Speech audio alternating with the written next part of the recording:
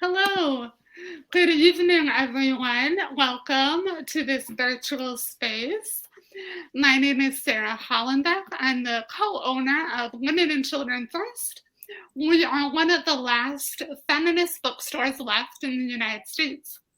And we're so honored to host this virtual hometown release of The School for Good Mothers by Jessamine Chan.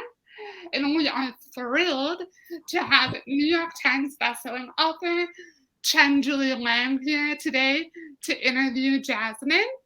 We also just learned that we have another New York Times bestselling author in the house. The School for Good Mothers we just found out moments ago is also a New York Times bestselling author, bestselling book. So congratulations. Thank you. And now we begin our virtual events as we begin our events held in the bookstore with a land acknowledgement. So please join me in acknowledging that the land on which our bookstore stands is the unceded territory of the Peoria, the Potawatomi, and the Miami people. We hope that you'll learn more about land acknowledgements and the rightful owners of the land where you're viewing tonight's event by doing some research. A good place to start is nativeland.ca. Women and Children First is closed once again, sadly, due to the current surge of COVID cases here in Chicago. But we hope to open again very soon, and we continue to offer curbside pickup, and we ship anywhere in the United States. All of our upcoming events are going to be virtual for a couple more months. Our next event I'm so excited about is with Jamie Attenberg for her amazing new memoir, I Came All This Way to Meet You, I believe is the title. It's awesome. So now a few housekeeping notes. Be sure to put your questions for the author at the bottom of the screen. There's a handy Ask a Question box. Just type your question there, and Qian Julie will read those to Jessamine at the end of the event. Remember that all of our events are recorded, and you can watch them anytime using the same link here on Crowdcast. I will also upload a closed caption version of this event to our YouTube channel, so you can watch it there too. And you have to buy the book. If you haven't bought the book yet, just click the buy the book button at the bottom of the screen. All right. Qian Julie Wang is a New York Times bestselling author of Beautiful Country, a graduate of the Yale Law School and Swarthmore College. She is the managing partner of Gottlieb and Wang LLP, a firm dedicated to advancing education rights on behalf of marginalized communities. She lives in Brooklyn with her husband and their two dogs, Salty and Peppers. Jessamine Chan is her short stories have appeared in Tin House and Epic. A former reviews editor at Publishers Weekly, she holds an MFA from Columbia's University School of the Arts and a BA from Brown. Her work has received support from the Elizabeth George Foundation, the Breadloaf Writers Conference, Wurlitzer, the Virginia Center for the Creative Arts, and Ragdale, among many others. She lives here in Chicago with her husband and daughter. I just want to say that reading The School for Good Mothers was a thrilling and very unsettling way to start off my new year. This is an impeccably paced page turner. It is so smart and of the moment. It's a terrifying slow burn with important revelations about how mothers, and especially mothers of color, are forced to erase themselves. Jessamine has an incredible gift for zooming in on how mothers judge and surveil one another, and then zooming out to reveal how the state is doing the same thing on a terrifying scale. So I just love this novel, and I know you will too. So please join me in welcoming Jessamine Chan and Qian Julie Wang. Thank you so much, Sarah. First of all, I'm just so relieved that the audio and video is working so hooray, hooray for all the technology being on our side tonight. Thank you so much for doing this event with me, Qian Julie. I'm so excited to be here. For those of you who have talked to me anytime soon, I got this advance copy in September and was screaming at everyone I could to buy it ASAP. And I am just so excited that the world now has gotten to receive this beautiful gift of a book. So I'm just thrilled to be here and to be chatting with you and to celebrate the fact that you're now both an indie bestseller and a New York Times bestseller. This is a special night. Yeah, I can't say this is the most focused I've ever been.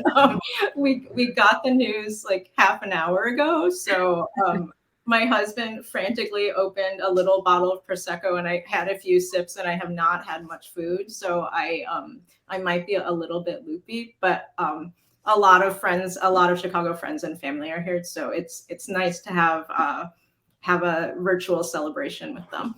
Yeah, no, it'll just make for a more fun event. So I think you were going to read something and then we can chat. Yes. If you want to take it away. So I have to explain, like, I'm very proud of my book cover and everything, but I always take the cover off. I just am like that. So I'm going to read just the first 2 pages, which is the excerpt that's online and a lot of different sites. So this is just the opening of chapter 1. We have your daughter. It's the first Tuesday in September, the afternoon of her one very bad day, and Frida is trying to stay on the road. On the voicemail, the officer tells her to come to the station immediately. She pauses the message, puts down her phone. It's 2:46 p.m. She meant to get home an hour and a half ago. She pulls onto the first side street off Grace Ferry and double parks. She calls back and begins apologizing, explaining that she lost track of time. Is she okay? The officer says the child is safe. Ma'am, we've been trying to reach you. Frida hangs up and calls Gust, has to leave a message. He needs to meet her at the station at 11th and Wharton. There's a problem. It's Harriet. Her voice catches. She repeats the officer's promise that their daughter is safe. As she begins driving again, she reminds herself to stay under the speed limit, to avoid running red lights, to breathe. All through Labor Day weekend, she felt frantic. Last Friday and Saturday, she had her usual insomnia, sleeping 2 hours each night. On Sunday, when Gus dropped off Harriet for Frida's 3.5 days of custody, Harriet was in the throes of an ear infection. That night, Frida slept 90 minutes. Last night, an hour. Harriet's crying has been relentless. Too big for her body, too loud for the walls of their tiny house to absorb. Frida did what she could. She sang lullabies, rubbed Harriet's chest, gave her extra milk.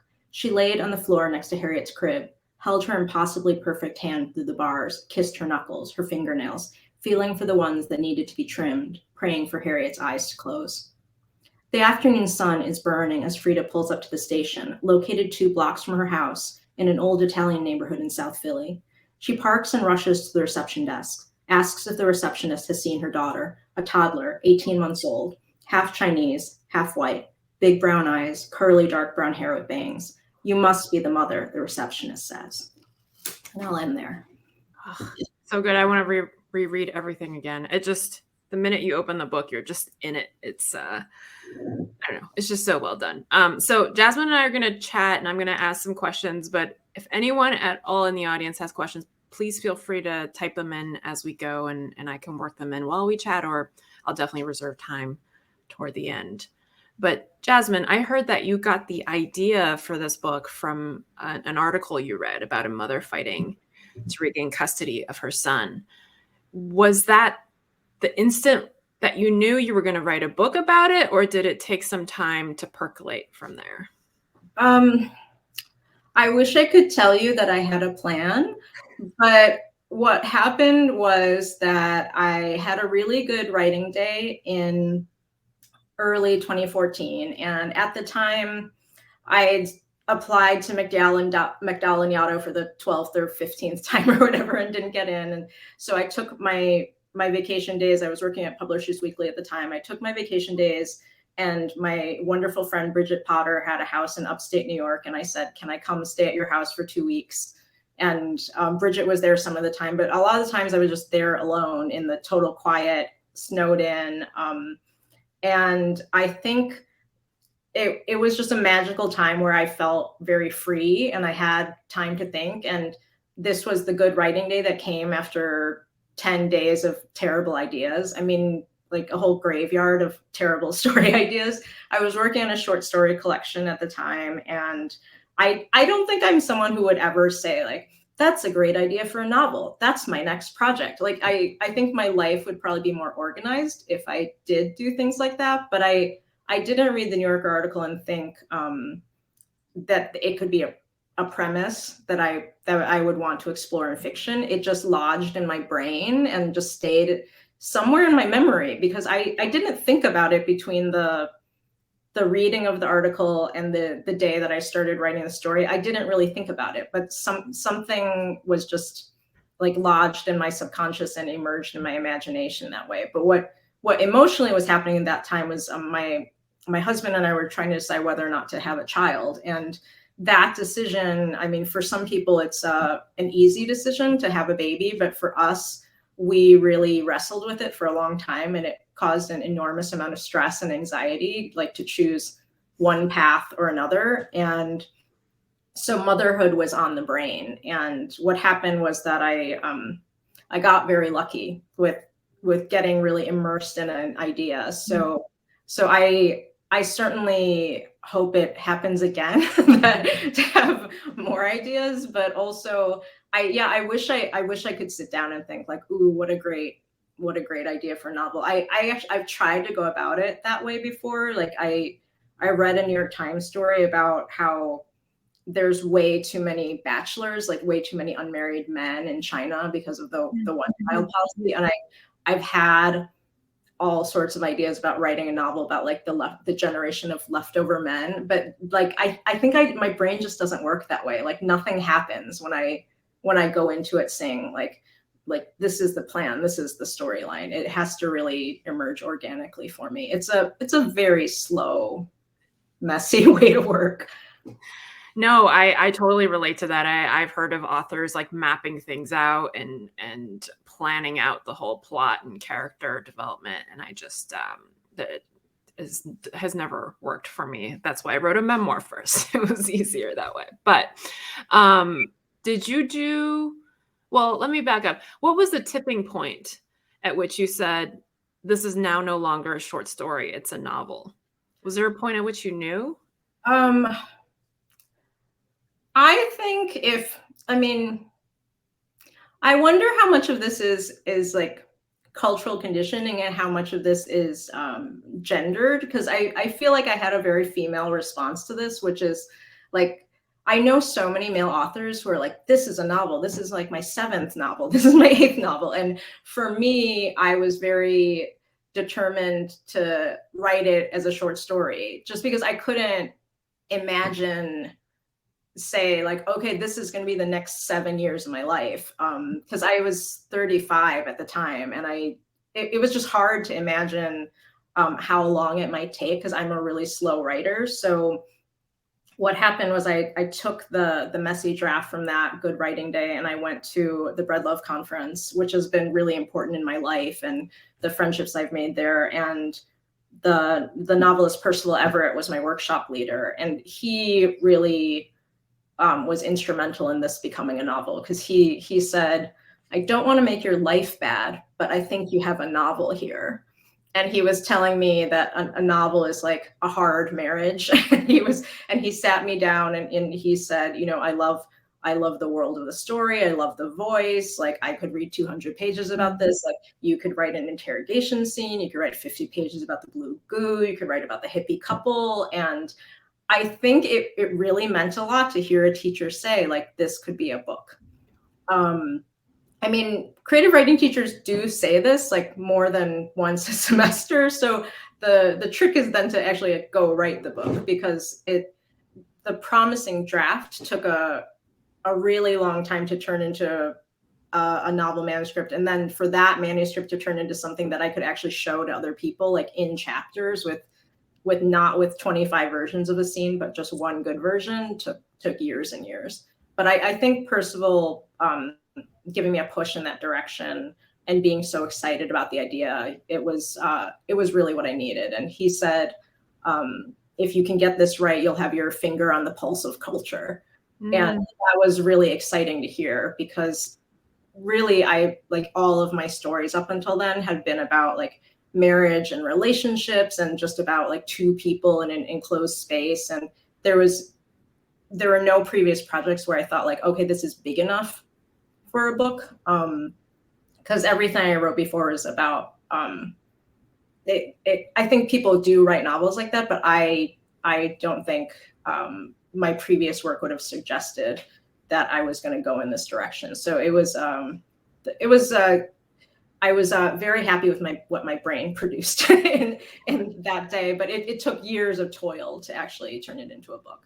Yeah, I mean, finger on the pulse of culture is just so well said. That's what this book is. And I'm just so taken aback by how fully fleshed and well rendered, not just the characters are, but also the courtroom scenes, the scenes in the school, the curricula of the school, the interrogation, as Percival suggested. Did you do any research in those spheres, or did it just come from your brain?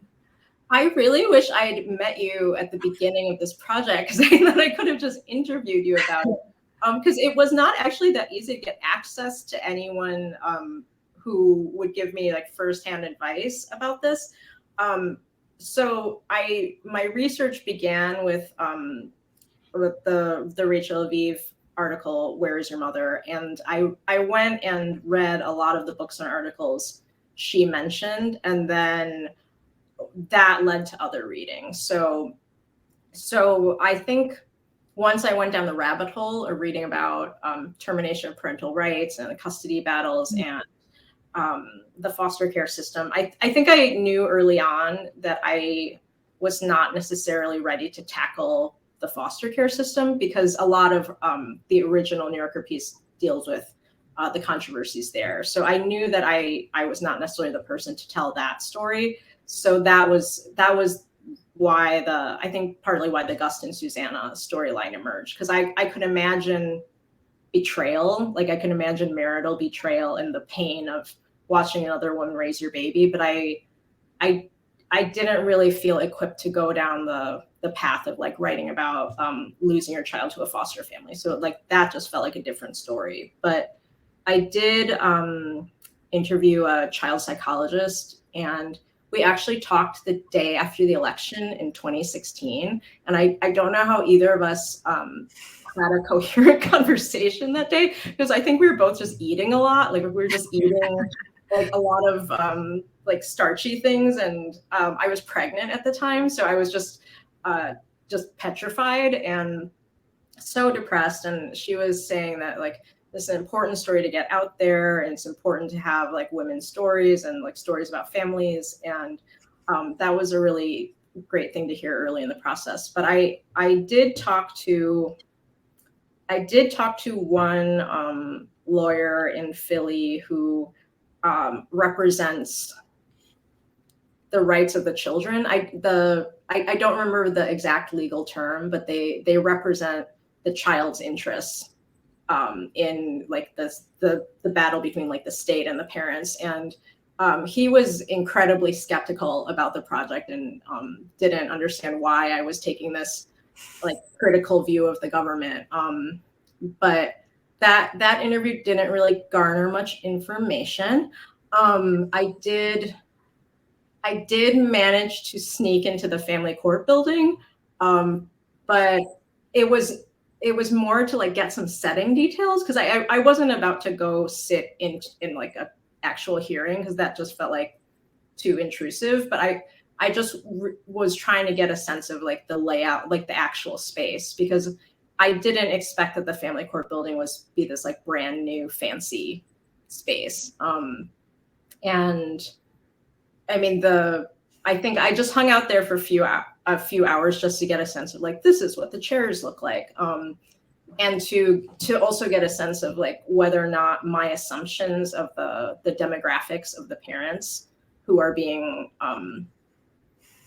punished by the government were what I thought they would be. And it was true that it was mostly Black and brown parents and mostly white social workers and lawyers. So the child psychologist that I had spoken to said that, yes, that is the typical racial makeup of the families versus the people deciding about their cases. So I was going on hunches, in some cases, but also trying to fill in with some details. But the lawyer that I spoke to, who was reluctant to talk to me, he actually said, like, you need to just like not even get into the legal stuff, because any lawyer reading it will know all the ways you've done it wrong. And he said, don't even get into what the hearings are called, and like you don't need to have tons of courtroom scenes. Like there's no way you can do it correctly. So just sort of skirt around it. So that I think gave me permission to not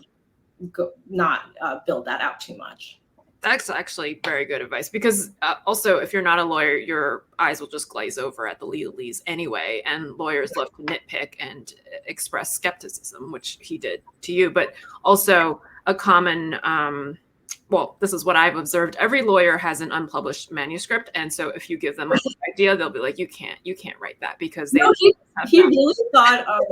I think he really thought this was a really lame idea. Like I sent him the synopsis, and I explained why I wanted to talk to him, but I think he was like, whatever I say cannot be quoted. You can't thank me in the acknowledgments. And then also like he just thought it was a very silly idea. We'll talk after, and you can give me his address. I'll mail him in your face. But since Percival mentioned the blue goo, this is something that has like stuck to the membranes inside my head. How did you come up with the robotic children? It's like reading when Emmanuel first comes in the scene. I remember that statistic that petting a robot dog raises your blood pressures, whereas petting a real dog lowers your blood pressure. Like that was my scene. I was like, oh, this is like a human, but not a real human. Like, how did you come up with that? It was so just a really wonderful element of the book, and caught me very much by surprise. You know, I wish I could say that I was a sciencey person, because it would have been a lot easier to write if I had more tech skills. Like just today, I was recording a podcast on Zencastr or something, and I was asking them like, okay, which button do I touch? Do I need to touch any of the buttons before the end of the recording? Like, I don't want to mess this up. If I use Google Docs, I get very overwhelmed. But the dolls were there since the very first draft. Like in imagining Frida and Harriet's story, I really imagined the dolls and the women in pink lab coats very early on. And I think it was just a response partly to some of the ideas in the New Yorker article, which was that article made me really angry. And so like some of that anger bubbled into the creation of the school. But I also think something about the article just reminded me of science fiction. Like the way they talked about families and parenting was just so clinical. And it really enraged me, the idea that there could be one universal standard for like a mom's affection or the way she spoke to a child to either be deemed like maternal enough or not maternal enough, and that if you don't pass these tests, you could lose your child forever to the state. Like I couldn't imagine a greater horror. So I think the school was kind of born out of my like fascination and rage about that situation.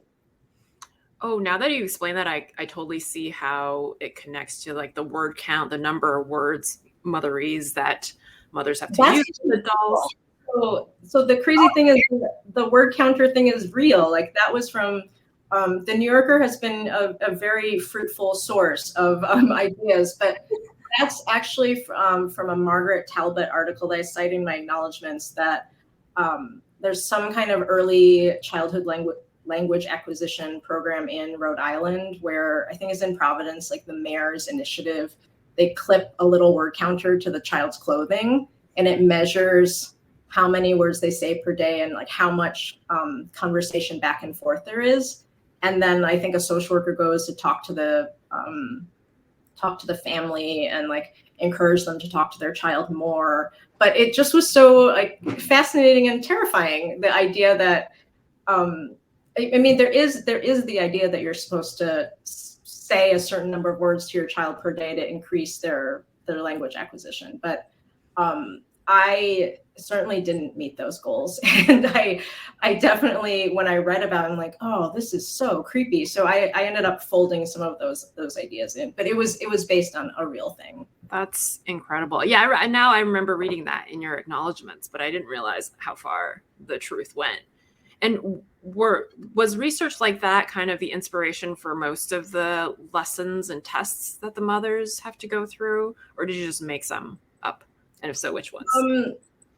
The idea of, you have to forgive me for like talking so fast. I'm like still like on the high from the New York Times news, so I'm like kind of sort of speeding through my answers. But the idea of lessons and instruction and government required instruction is based on real life. Like in real life, if you get in trouble with Child Protective Services or whatever agency is in your state, they will send you to parenting classes sometimes, and you do have to pass them as part of the terms of making your family life whole again. And so I just had no idea about that until I read about it in the article. Like the idea that you have to go to classes and someone's going to like teach you how to be a better parent, or like how to manage your emotions, how to speak respectfully. Like to me, this was all really scary. And so I took the idea of the instruction and just took it to an insane place. And so the actual curriculum was developed like very early in the writing process, like in the first draft, and was so complicated to come up with that I came up with the plot elements that happened at the same time. And I couldn't undo that. we talked about like with my brilliant agent, Meredith Kefel-Simonoff, we were trying to figure out how to deal with the repetition issues in the middle. And I just couldn't undo the architecture. Like it was just so hard to put everything in place that I ended up sticking with the curriculum that I developed like back in 2014 and 2015. So that architecture stayed. I do think, I don't know that the lessons were based on research so much. The anger management stuff, like I did hear about an anger management class, and I just took it in a satirical direction. But I took some of the ideas that the idea that a mom would be judged for whether or not she could keep her child safe, but I almost like made it literal in a way, like they're saving the dolls from oncoming cars or something crazy like that. Like in real life, it would never be that way. But right. I was taking some of the things in our culture and just making it literal for the purposes of fiction. So I was reading some of your reviews online earlier, which may or may not be advisable for the author herself. I try not to read. Thank you for doing that. One thing that caught my eye was someone saying Jessamine Chan is Chinese American, and some of these ideas that she portrays are so terrifying. And you can see them happening far away from implication being your culture or Chinese culture, but they might even happen in America. And I was thinking, they not know. Oh, are you reading Goodreads and Amazon and stuff? I haven't looked at it. I was like, do they not know that she was born here? But that does lead to my question of, and not to say that was a fair angle, but it does lead to my question of whether Chinese culture, as kind of exemplified through your mother and how she parented you, how your father exemplified it, how did that affect your view of parenting and how you portrayed it? And one example that I have that I think a lot of people might know is that often after giving birth in traditional Chinese culture, you're expected to be in bed rest, not even let your feet touch the ground for 30 days.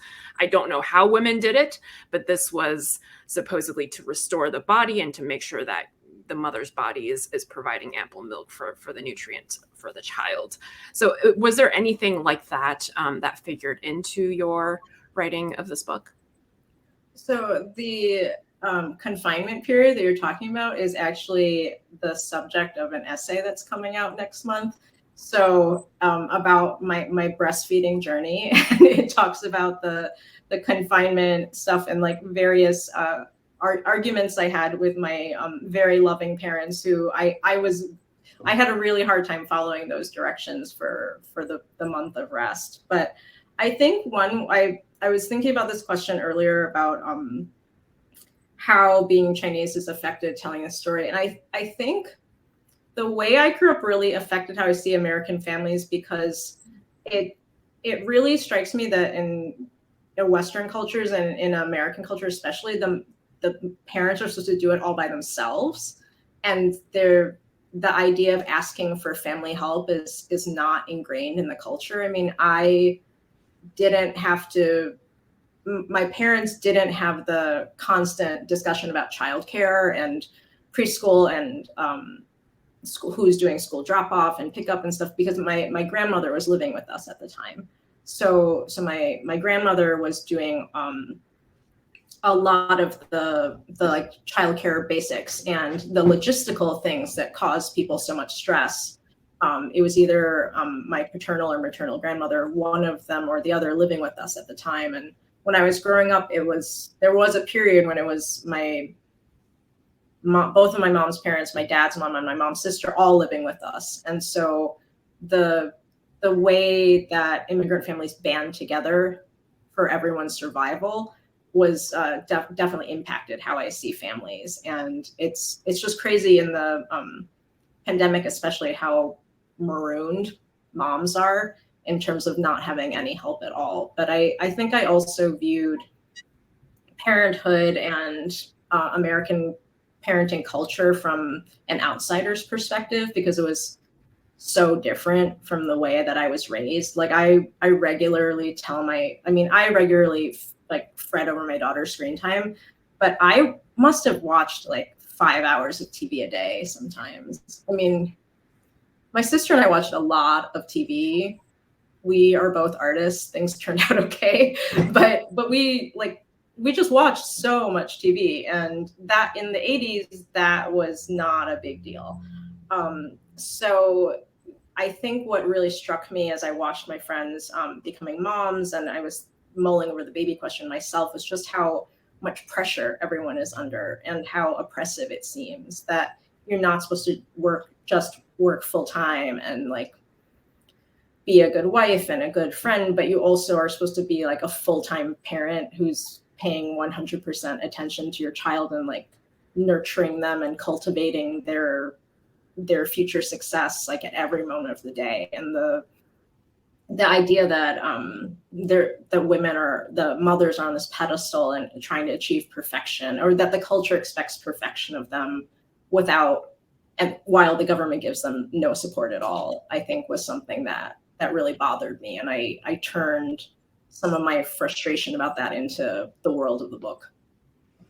Yeah, that's an interesting distinction that you mentioned, that so often I think stereotypically American culture views Asian parenting in particular as like more tiger momming, which unfortunately has seeped through the culture. And that's also contrary to my experience, where it seems like American or white parents are very fixated on doing all of the things right. And my parents were just like rough and tumble. You do what you want, you'll be fine.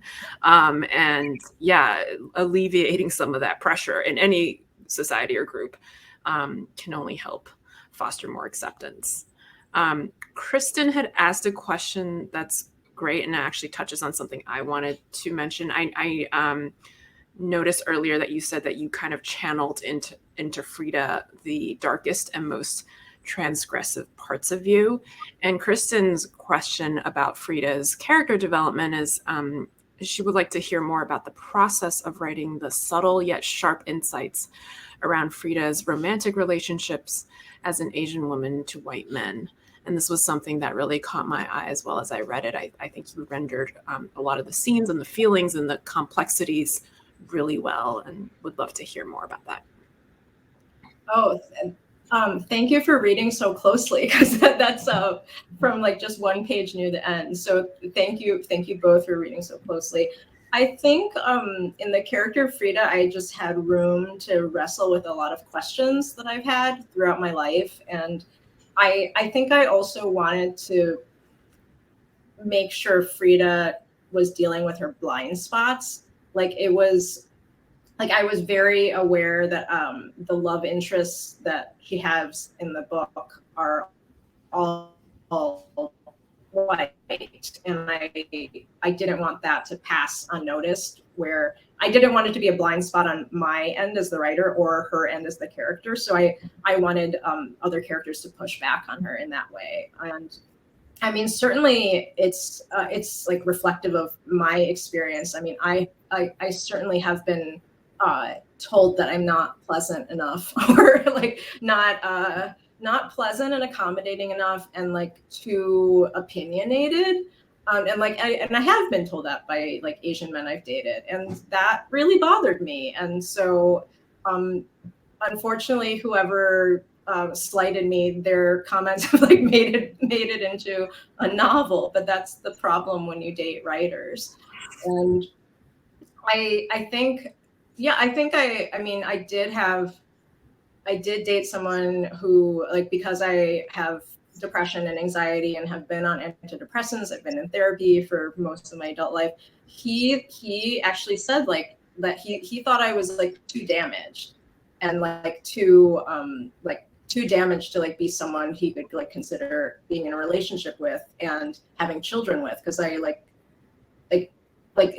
was like tainted in some way because of like my mental health struggles. And so like one does when you write fiction, you write the mean things people have said into your story, and turning it into material. But I'm honestly like very hurt and shocked, because there's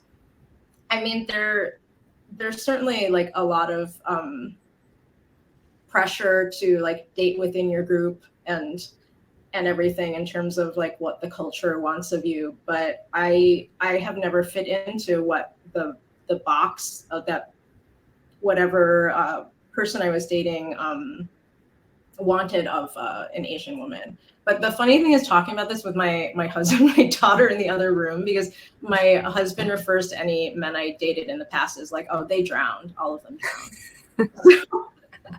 So he feels that these people don't exist. But yeah, I was wrestling with personal experiences I had, and also yeah, I definitely had like dates I went on where like an Asian guy would say, "Oh, you're the kind of Asian girl who dates white guys," and I mean, what do you do with that kind of statement? And so like I have definitely been receiving a lot of judgment, and so I definitely like that worked its way into the story just based on like what Frida was wrestling with. But yeah, I've certainly heard things like that in my life, and these are crazy things to say to people. I think unfortunately a lot of us can relate, and it's like either way you're kind of screwed, right? You're too opinionated to date an Asian man, but then if you date a white man, it's like, why aren't you with an Asian man? It's like, well, Asian men thought that I was damaged, so what am I supposed to do? What was it like? Too loud or too aggressive, yeah, or so whatever it is, you know. What was it like to see like shape Frida, and because you had channeled not just this dating element, but a lot of, it sounds like, other sides of humanity, other sides of who you could be, the mother you could be. What was it like to see her on the page, and has it affected the way you've parented at all?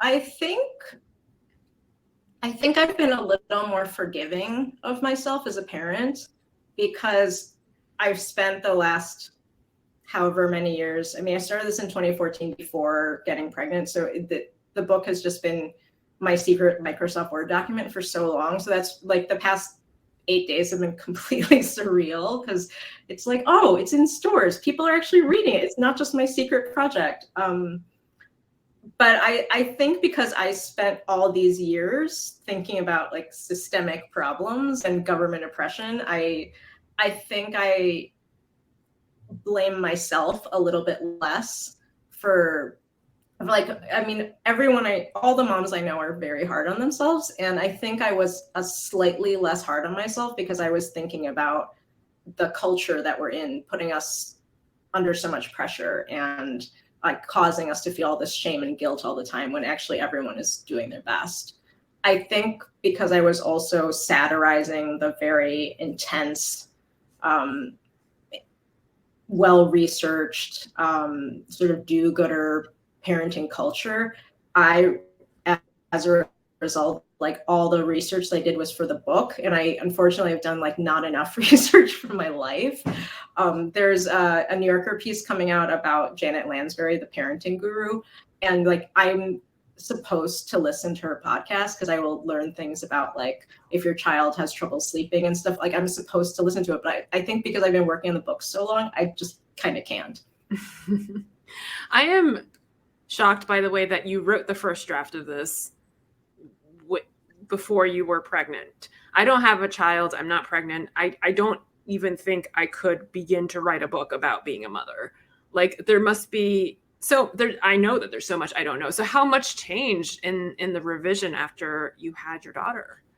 The premise stayed the same, and I think the characterization was pretty consistent. But what changed a lot, the Frida and Harriet relationship, I think, became a lot richer. And I really had to rewrite the whole book. It's very daunting to have written the first draft of your book about motherhood and realize like, oh, these were the 10,000 things that I got wrong. But one funny thing that came up was I didn't understand how much kids of that age speak. So in the first draft, Harriet and Emmanuel spoke in perfect paragraphs. They talked a lot. Like I didn't know I didn't understand what toddler speech was like. And so Frida and Harriet had really long conversations. And I didn't understand how big a kid of that age was or how they moved. So I had the moms bathing the toddlers in sinks. Like obviously a toddler doesn't fit in a sink, but I didn't know how big a baby was. So luckily no one needs to see that draft and it's just in my archives. But yeah, I think Frida's love for Harriet got a lot richer, and I think that Frida just became a better mom in the draft because before I was very nervous about having a baby and how it would impact my writing and what kind of mother I'd be. So I could only imagine all the hard stuff. Like it was very hard to imagine the joy because everyone's telling you how much you're going to love your kid, but I mean, being pregnant is kind of stressful. And so I was very tuned into the stress and fear, but not as tuned into the love and hope. I was also dealing with like really intense depression because my internist had it's crazy how both like creative writing teachers and doctors can change your life in dramatic ways, because my internist had me go off my antidepressants in order to try to get pregnant. And that was like the worst decision of my life because it's a common experience and not talked about as much because she said that, you know, nothing is 100% safe, even though I'd been on these meds for my like adulthood. And so like my experience of early motherhood and pregnancy and early motherhood was very colored by my mental health struggles. And I think that worked its way into the book too. But I think that's not uncommon. That's why this book is resonating so widely. It's full of shame though. Yeah. I think like I think what I hope if it's possible for like one book to do this, I mean, in an ideal world, I would love for the book to, in some small way, spark more conversations about like maternal mental health and like all the pressures we place on moms. Because a lot of the feelings in the book, like they may be universal, but they're so like shrouded in secrecy and guilt and shame. Because you're actually not supposed to feel any negative feelings about motherhood. Like that's just like the worst thing you could possibly do. That's grounds for sending you to the school for a year. And this is a question. This is a question I've wanted to ask you because some of you here may know, some of you may not, that the setting for the school is currently based on Swarthmore College's campus. And I loved like your description of the buildings. Like I could map it out in my head, and I like have substitutes for the actual like parish hall is Pierce, I'm guessing, and various. So how did you decide to set the school there? Did you visit campus and you were like, this is creepy enough to work, or how did it unfold? So the liberal arts college was added very late in the game. So I had a liberal arts college, but I didn't have the Swarthmore details until probably 2 weeks before we sent it to editors. And what happened was Meredith and I were working on edits, and she very gently told me, the setting details are a touch random. And so then my parents happened to be visiting at the time, and together we went, and my sister is a Swarthmore graduate, so I had visited the campus a few times, and I didn't think like, oh, I'm gonna set my feminist horror novel there. I just remember thinking like, it's really beautiful, and oh my God, there's so much land for so few people. And what happened was we went on a field trip to Haverford and to Swarthmore, and I took a lot of pictures. I looked around, I collected the campus maps, but Swarthmore had a bell tower, and I needed a bell tower for the story. So my mom, when she read it, was telling my sister, like, we only spent I don't know where she got all these details. We only spent an hour there because we basically just poked around. But I think what that trip added to the book was it added a place of beauty, because I hadn't imagined the chilling effect of putting them in a beautiful place that was too big for the number of women, like that it would suggest like, oh, there's gonna be thousands of women here eventually. So we eventually worked in the idea that cleaning crew was just ceremonial, that there's no way they could actually clean these buildings because there's too many, they're too far apart.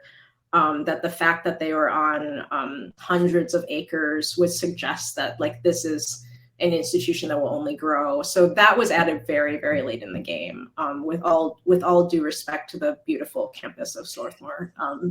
Sorry, guys. No offense taken at all. I'm going to ask some of the great questions that were submitted. I do have one last one of my own, but let's make some time for the viewer questions.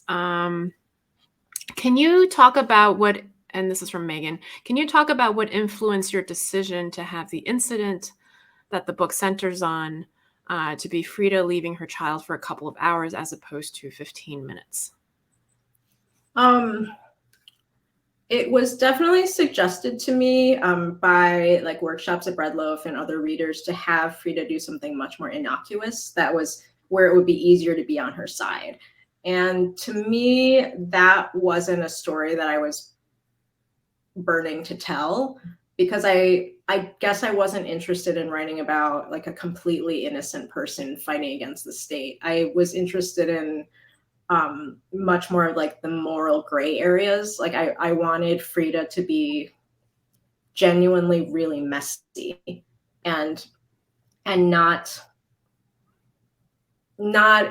necessarily easy to root for. I mean, I don't think I've ever written a likable character in any of my fiction, and I just am not drawn to those stories. And so I think Frida became like more vulnerable and relatable in the revisions, but I stuck to the original vision of having her be really, really flawed, because it was I mean, one has to hang on to various visions to like keep going through the unknown of writing a book. And one thing that was really exciting to me was the idea of putting an Asian American heroine like this out there, because she is in a lot of ways the character that I needed to see and that I wanted to read.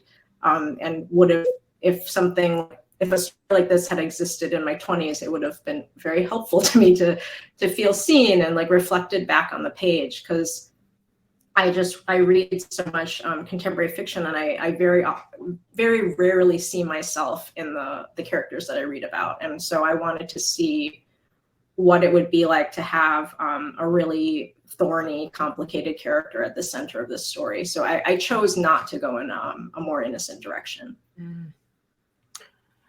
Elaine asked, what possessed Frida to make the decision she does at the end of the book? I guess we don't want to give away any spoilers. How to answer this? Yeah. Let's see. I would and say without trying not to give away too many plot details, I think of it as a decision born out of her love for Harriet. Yeah, I hope that really short answer is okay there. I see that. That makes sense to me. And yeah, that ending, anyone who hasn't gotten there yet, it stayed with me. I mean, I had like nightmares. I like woke up thinking about it. It's just, yeah, it's a powerful ending. So Elaine also asked, how do you know if an idea is a short story versus a novel? I would love to know the answer to this. I mean, I would love to know the answer to that too. In this case, I think even after I had hundreds of pages drafted of my messy draft, I still worried, what am I doing? Why am I trying to write a novel? And like, am I doing something really foolish? And my friends, Kathy Chung and Diane Cook, did a lot of hand-holding with like, I mean, I have a whole bulletin board of just their pep talks, like when I would call them and they would listen to me like rant for an hour about being freaked out about writing a novel and like, oh my God, I'm getting older. When are we going to have a baby? This book won't be done. Like all of those things. And I think I just had to follow the original crazy idea to its furthest conclusion. And the questions in the book were ones that were really important to me to wrestle with on a personal level. And I think if I had been going into the project thinking like, these are the issues I'm going to write about, I don't know that it would have sustained me for so many years. Like it was more like, I found that I had something to say on this topic, and the topic was much bigger with a broader canvas than I'd had in previous projects. But I certainly hope that I will one day have an answer to that question, even though I don't know now. I mean, like a lot of people have asked, like, what are you working on next? And the common advice is to start a new novel before your first one publishes so that you can go back to a project. I just don't work that way. Like, I can't imagine saying like, I'm starting a new novel now. Like, this is definitely going to be it, because it may just take a while to figure out what the next big project is, because it's a lot of years of your life. Yeah, no, I think again, I'm not a mother, I'm guessing, but it seems like creating a book is not unlike bringing a child into the world. There's a lot of years that go into a lot of things beneath the surface that no one else sees beyond the happy high points. And it sounds like, just as a relationship between parent and child is unique depending on the people, the relationship between the author and the idea, whether it be a novel or short story, it depends on how much the author has on that front. But that is my guess. It sounds like you agree. But fellow author Rachel Krantz, hi Rachel. Hi, Rachel. What's been the most personally meaningful moment to you so far now that the book is out? I know there may be too many to choose, so maybe just one of the most meaningful. It was really fun to surprise my parents with the Today Show announcement. That little clip took hours and hours and hours of wrangling and logistics to make happen. But I managed to keep the secret for so long that my publishing team said, oh, you have to have them do the reveal like on the show, and surprise them with that. And so that was a relief. we got through it, and they were genuinely surprised. But one thing that happened that was a huge surprise was my husband arranged a Zoom call with some of my closest friends on the night of my launch. And I think he'd seen that, like a lot of the in-person tour plans had changed to virtual, and that I wouldn't necessarily be seeing my friends on tour as planned. And so he spent weeks with my friends Yvonne and Keith, like wrangling email addresses and like getting everyone on this one Zoom call. And he managed to truly surprise me. And so we had gone on, he's like, oh, come look at my computer. And then all my friends were there, and he had them give toasts about me and my book. And so I think my friend Lydia says they tend to black out when people compliment them. So I think I had a compliment blackout, but I think I just said like, this is so nice, like 25 times. And my daughter was sitting in my lap, and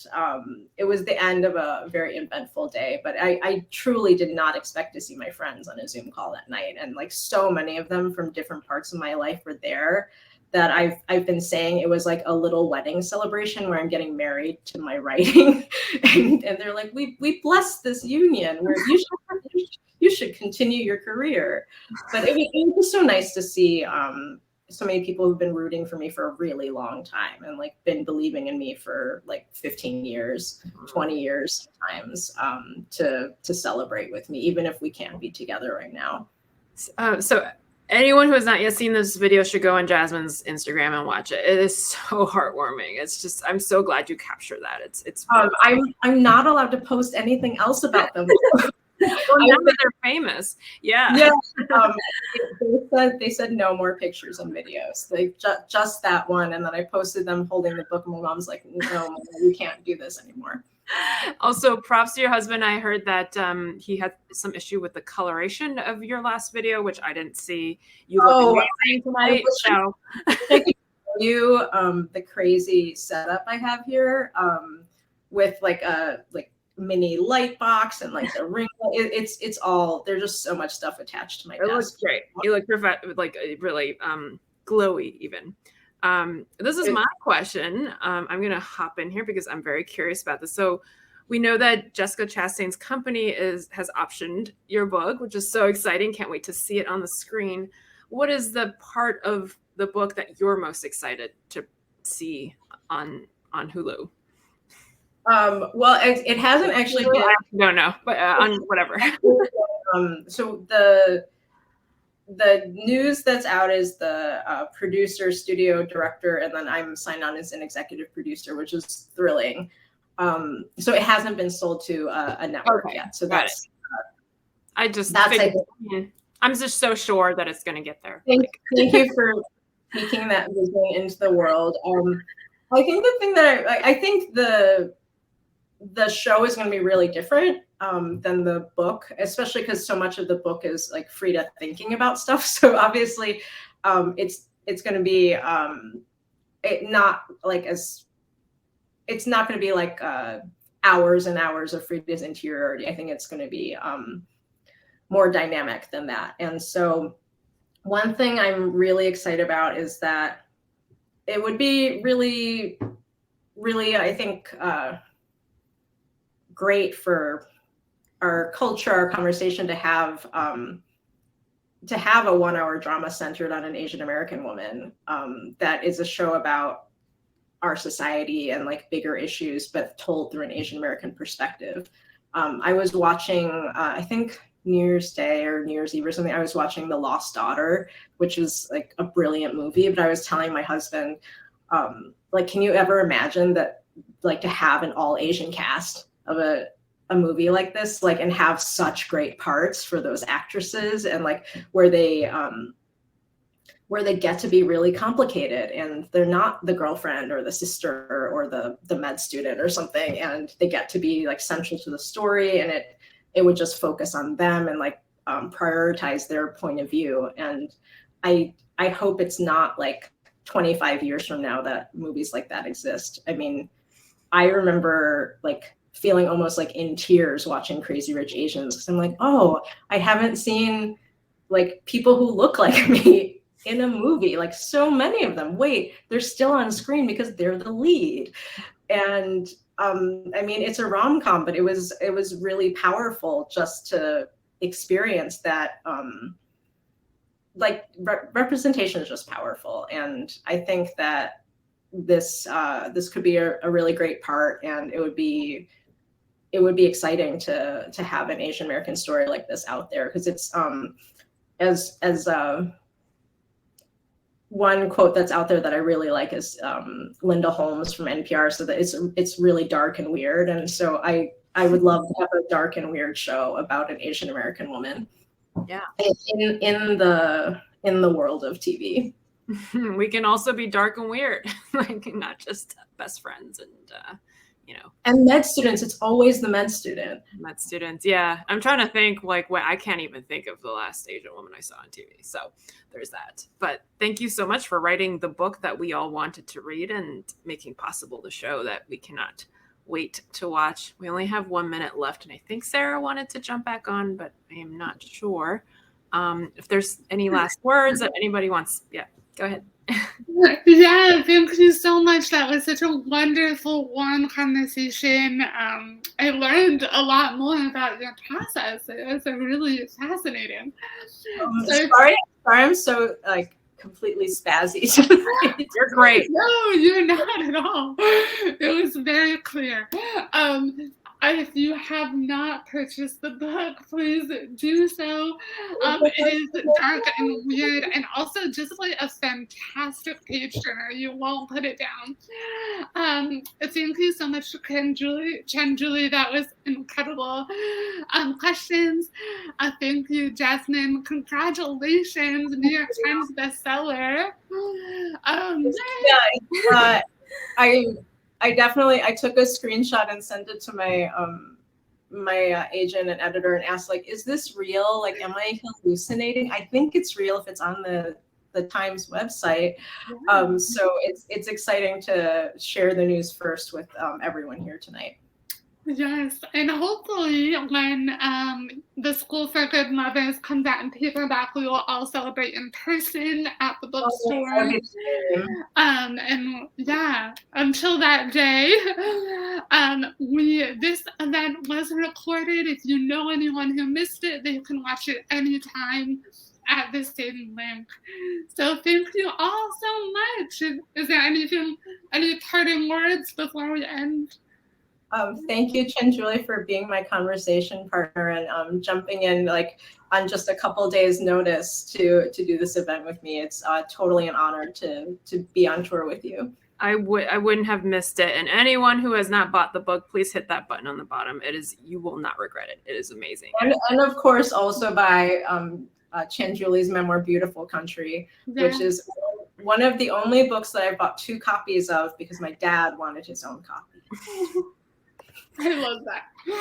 And go follow them both on Instagram. Watch that video of Jasmine's parents. It's adorable. And yes, thank you all for joining us and have a beautiful night. Thank you. Thank you.